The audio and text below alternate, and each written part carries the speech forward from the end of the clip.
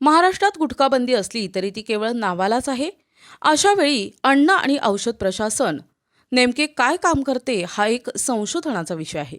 नाशिक जिल्ह्याच्या हद्दीतून प्रतिबंधित विदेशी मद्य आणि गुटख्याची सर्रास वाहतूक होत असते.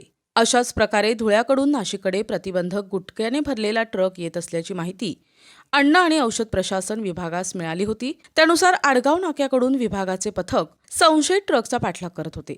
चालकाच्या लक्षात आल्यानं त्यानं ट्रकचा वेग वाढवला. द्वारका चौकात असलेल्या वाहतूक कोंडीने ट्रकचा वेग कमी झाला. दरम्यान पाठलाग करत असलेल्या पथकाने द्वारका चौकात नियुक्तीस असलेल्या वाहतूक पोलिसांना इशारा करून संशयित ट्रक थांबविण्यास सांगितले. वाहतूक पोलिसांनी सतर्कता दाखवत रस्त्यावर ट्रक थांबवून त्याला अडविले. पोलिसांनी संपूर्ण ट्रकला गराडा घातला.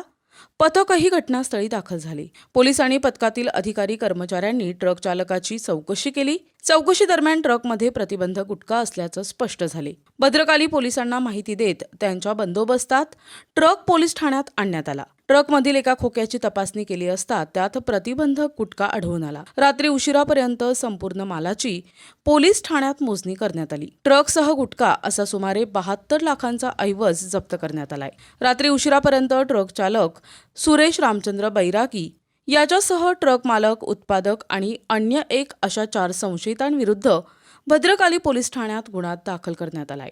प्रतिनिधी गुड्डू शेख, दिशा न्यूज, नाशिक.